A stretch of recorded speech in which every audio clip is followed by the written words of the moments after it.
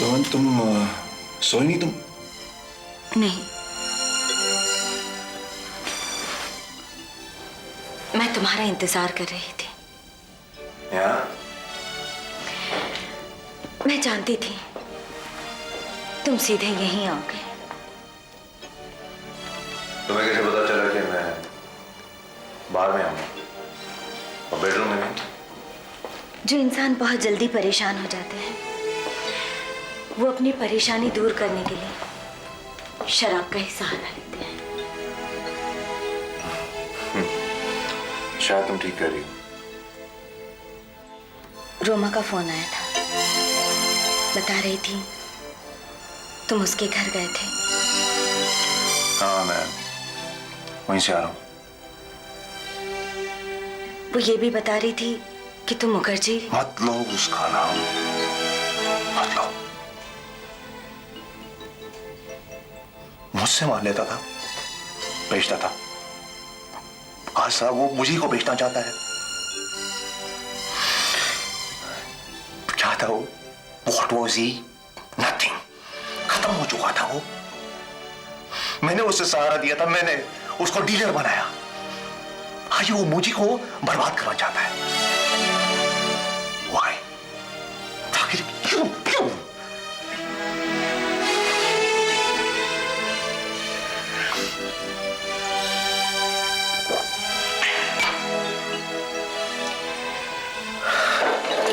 नहीं करण, तुम पहले ही बहुत पी चुके हो। नहीं सुमन, मुझे आज पीने दो प्लीज। मैं अपने दिल की आग बुझाना चाहता हूं। तुम आग से आग बुझाना चाहते हो करण, लेकिन ये आग इस तरह नहीं बुझेगी। बेहतर होगा कि तुम मुखर्जी और उसके दिए हुए धोखे को भूल जाओ। तुम्हारा दिमाग खराब हो गया है। मैं उस शख्स को भूल जाऊं जिससे मेरा दोस्त होते हुए उससे मेरी पीठ में खंजर होगा। हाँ? ऐसा कभी नहीं होगा। मैं उससे बदला लेकर ही रहूंगा। मुखर्जी से बदले की आग कहीं तुम्हें ना जला डाले करण। आग तो दोनों तरफ लगी है। देखना है ये कि इस आग में भस्म कौन होता है। करण, पहले इंसान शराब को पीता है, बाद में शराब इंसान को पीने लगती है। मुझे डर लगता है कहीं दबे पांव वो समय ना आ जाए जब शराब तुम्हें पीने लग जाएगी। देखो, इस वक्त मुझे लेक्चर मत दो। I'm bloody angry. करण, तुम पहले बहुत पी चुके हो करण। अपने आप को शराब में डुबोने के बजाय मजबूत बनो करण। जिंदगी की आंखों में आंखें डालकर उसका मुकाबला करो। आगे से किए हुए वार का मैं मुकाबला कर सकता हूं, लेकिन पीछे से कोई वार करे तो मैं उसका मुकाबला कैसे करूं? वो भी अपना दोस्त, अपने दोस्त का मुकाबला कैसे करूं? जाने दो ना करण, तुम क्यों इतने परेशान हो? चलो ऊपर रूम में चलो। तुम जाओ, मुझे नहीं जाना। चलो ना करण, प्लीज।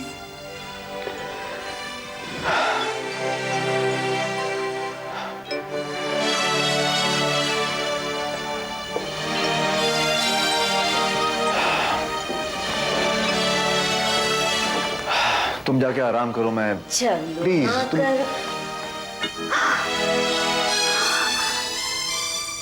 तुम्हें तो इतना सारा लगा। कुछ नहीं। मैं अभी आती हूँ। Hey. बैठो।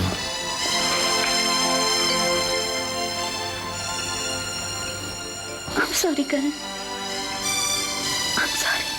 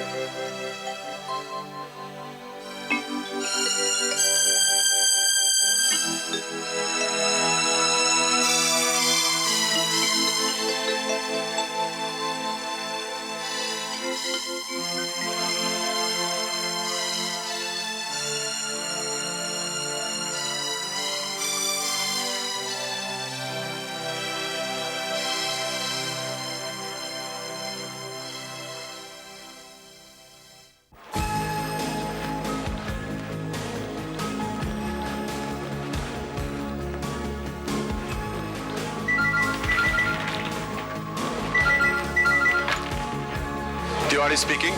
हेलो तिवारी साहब, करम बोल रहा हूँ। कैसे हैं आप? अरे आपकी दुआएं हैं के साहब। कहिए आज हम गरीबों की याद कैसे आ गई आपको? तिवारी, क्या तुम मुझे 10 मिनट के अंदर अंदर मेरे दफ्तर में मिल सकते हो? अरे के साहब, आप बुलाएं और मैं ना आऊं, ये कैसे हो सकता है? I am right now on the way. Come in. Hello के साहब। तिवारी साहब, आइए आइए आइए, बहुत दिनों बाद। बस आपने हुक्म किया, खादिम दौड़ा चला आया। कहिए, मुझे देर तो नहीं हुई? बिल्कुल नहीं। इनफैक्ट मुझे ताज्जुब हुआ कि आप वक्त के बहुत पाबंद हैं। के साहब, दरअसल ये हमारा खानदानी मर्ज है। पिताजी कहा करते थे कि जो वक्त की कदर नहीं करता, वक्त भी उसकी कदर नहीं करता। और आप तो जानते ही हैं कि वक्त जिसकी कदर ना करे वो हमेशा दर दर की ठोकरें खाता है। Absolutely right. आपके पिताजी बहुत ही समझदार आदमी हैं। तिवारी साहब जी के साहब, सुनने में आता है कि आप मुखर्जी को इलेक्ट्रॉनिक्स का माल सप्लाई कर रहे हैं आजकल। ऑफ कोर्स, दुकान जो लगाकर बैठा हूं, माल तो बेचना ही है, चाहे मुखर्जी हो या चटर्जी। गुड। कितने का माल सप्लाई करते हैं आप उन्हें? कोई ज्यादा नहीं, छोटा व्यापारी है ना, इसलिए सिर्फ 1,00,000-1.5 लाख का सामान लेता है मुझसे बस 1 महीने में। फर्ज करिए कि उसका सप्लाई बंद कर दिया जाए तो क्या होगा? वो तबाह हो जाएगा और मेरा जो हर माह उसके जरिए से 1,00,000-1.5 लाख का सामान निकलता है वो गोदाम में पड़ा रहेगा। आपका नुकसान नहीं होगा। जितने का आप उसे माल सप्लाई करते हैं उससे 50,000 ज्यादा का माल आप विजय इलेक्ट्रॉनिक्स को सप्लाई करेंगे और कल से मुखर्जी का सप्लाई बंद। समझ गया के साहब, समझ गया। हमें तो माल ही बेचना है, मुखर्जी को नहीं, विजय इलेक्ट्रॉनिक्स को सही। Thank you Tiwari, thank you very very much. क्यों शर्मिंदा करते हैं के साहब? आपने बहुत ही छोटा काम कहा है।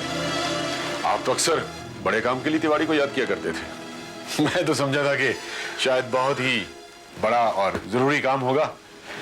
हर बड़ा काम छोटे काम से शुरू होता है तिवारी साहब। चलता हूं, आपका काम हो जाएगा तिवारी।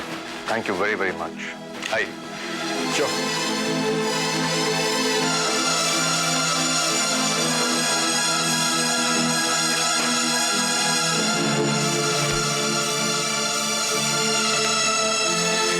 मुखर्जी, अब तुम मेरी दुश्मनी देखोगे। Hello. Good morning mister Lankesh. बोलो। तिवारी को जानते हैं? तिवारी इलेक्ट्रॉनिक्स वाला। करण कपूर के कहने पर उसने मेरा मंथली कोटा बंद कर दिया। इससे तुम्हें क्या फर्क पड़ता है? राज तिलक तो वैसे भी तुम्हारे कोटे से कहीं ज्यादा कोटा तुम्हें देता है। लेकिन इसलिए मिल रहा है कि राज तिलक मुझे छुप छुप कर कोटा देता है और करण कपूर को इसका पता नहीं है। तुम्हें परेशान होने का शौक है क्या Mukherjee? I have to go. कोई शौक नहीं है परेशान होने का सर। तिवारी ने अगर करण कपूर के इशारे से मुझे माल देना बंद कर दिए तो मार्केट में 2-4 लोग जो और है वो भी अगर बंद कर दिए तो फिर तो मैं मर जाऊंगा, मिट जाऊंगा सर। सुनो मुखर्जी, करण कपूर ने तिवारी से कहकर तुम्हारा कोटा रुकवा दिया है, right?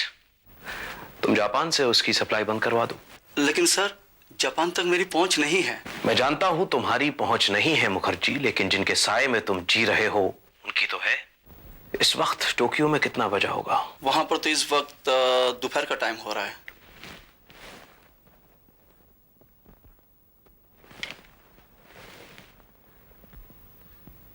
Arigato. Lankesh calling for Mr. Yakamoto. Gentleman, आपने ये लंबा चौड़ा फैक्स पढ़ा? जी।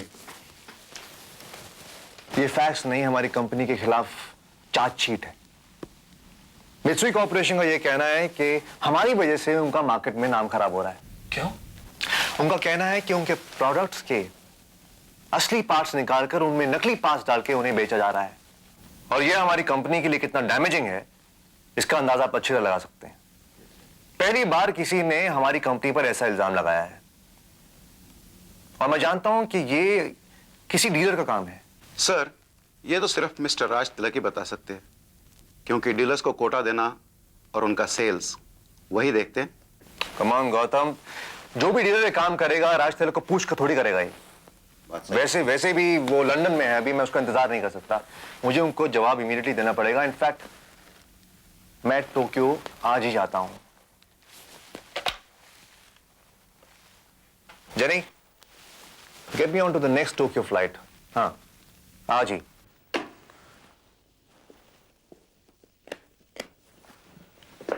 सोहेल, तुम एयरपोर्ट जाके चेकिंग करके वहां मेरी इंतजार करना, मैं वक्त पे पहुंच जाऊंगा। क्या तुम्हारा जाना जरूरी है? डार्लिंग, जरूरी नहीं, बहुत जरूरी है, वरना मैं तुम्हें कभी छोड़ के जाता हूं क्या? क्या ये बातें फोन पर नहीं हो सकती? बहुत ही लंबा चौड़ा फैक्स आया है, बहुत से सवाल हैं जिनका मैं जवाब फोन पे नहीं दे सकता। मुखर्जी ने बहुत ही खतरनाक चाल चली है, जिसकी तोड़ के लिए मुझे टोक्यो जाना ही पड़ेगा। उसने एक चाल चली और तुम टोक्यो चल दिए, वो कोई और चाल चलेगा और तुम कहीं और चल दोगे। कब तक इस तरह भागते रहोगे करण? कब तक? देखो, मुखर्जी की इस हरकत से कंपनी में एक छोटा सा क्राइसिस आ गया है। मैं जानता हूं थोड़े दिनों में सब कुछ ठीक हो जाएगा, लेकिन फिर भी मैं हाथ पे हाथ धरे थोड़ी बैठ सकता हूं। क्या ये अच्छा नहीं होता कि पहले तुम अपने प्रिंसिपल से फोन पर बात कर लेते, उनके सवालों का जवाब देकर उन्हें इत्मीनान दिलाने की कोशिश करते? और अगर उन्हें फिर भी तसल्ली ना होती तो फिर टोक्यो चले जाते। बल्कि मुमकिन तो ये था कि तुम्हें टोक्यो जाने की जरूरत ही नहीं पड़ती। सुमन, तुम ये सब इसलिए कह रही हो क्योंकि तुम जानती नहीं कि बिजनेस में एक एक लम्हा, एक एक पल कितना कीमती होता है। ये तुम्हारा डर बोल रहा है। सुमन, तुम समझने की कोशिश करो, ये हमारी फैमिली के फ्यूचर का सवाल है, फ्यूचर का। ये हमारा फ्यूचर का सवाल नहीं है करण, ये जिद है तुम्हारी। ये सारी भागदौड़ तुम अपनी दौलत और अपना ऐशो आराम बचाने के लिए कर रहे हो। क्या कहा तुमने? मेरी दौलत, मेरा ऐशो आराम?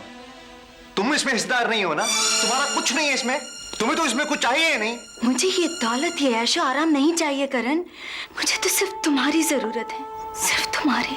मैं जानता हूँ सुमन, मगर मैं क्या करूं? अब भी वक्त है करण, संभल जाओ। दौलत इंसान के लिए है, इंसान दौलत के लिए नहीं। तुम ठीक कहती हो, इंसान दौलत के लिए नहीं है, लेकिन सुमन, अगर दौलत ना हो तो इंसान भी कुछ नहीं है। एक एक चीज के लिए तरसना पड़ता है इंसान को, एक ही चीज के लिए, एक एक खुशी के लिए बार बार मरता है वो।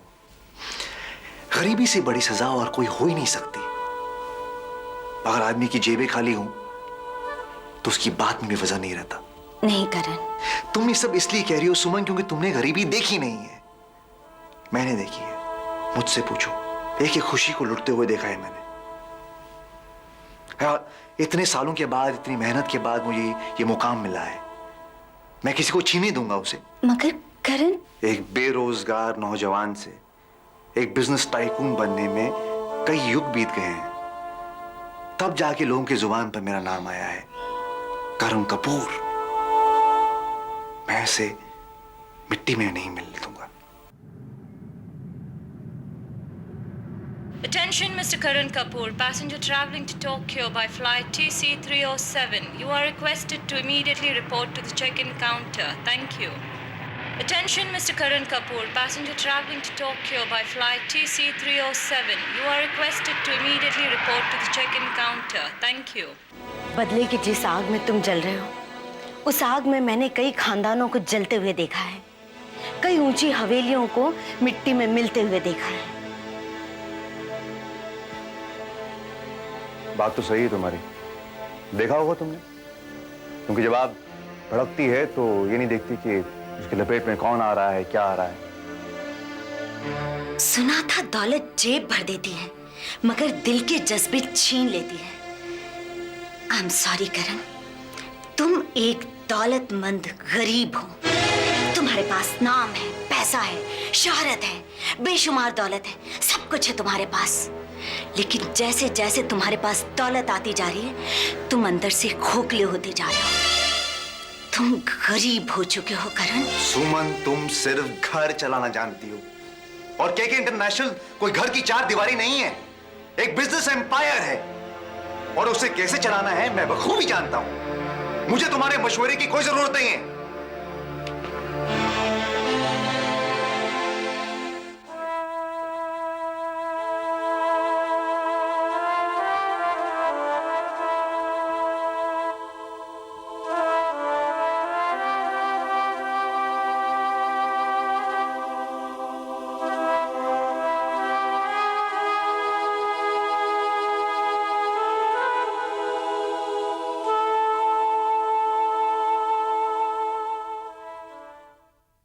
बचपन से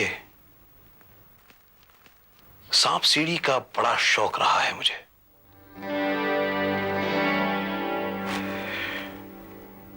बहुत सुकून मिलता था मुझे इस खेल में। सांप सीढ़ी के खेल से आपको सुकून मिलता था?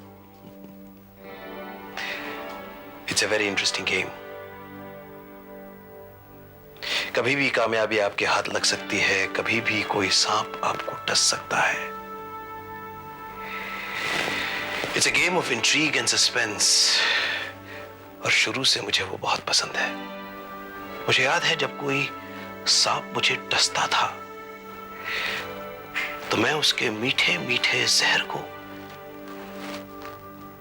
जज्ब कर लेता था। I used to enjoy it Mukherjee.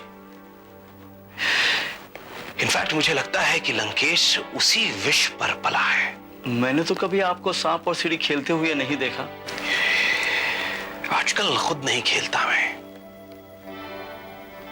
लोगों को खिलाता हूं। वो खिलाड़ी कौन है? करण कपूर। जब जब उसे लगता है कि कामयाबी उसके करीब है, न जाने कहां से कोई सांप आकर उसे डस लेते हैं। Final call for Mr. Karan Kapoor, passenger traveling to Tokyo by flight TC307. You are requested to report immediately to the boarding counter. Thank you. Final call for Mr. Karan Kapoor, passenger traveling to Tokyo by flight TC307. You are requested to report immediately to the boarding counter. Thank you.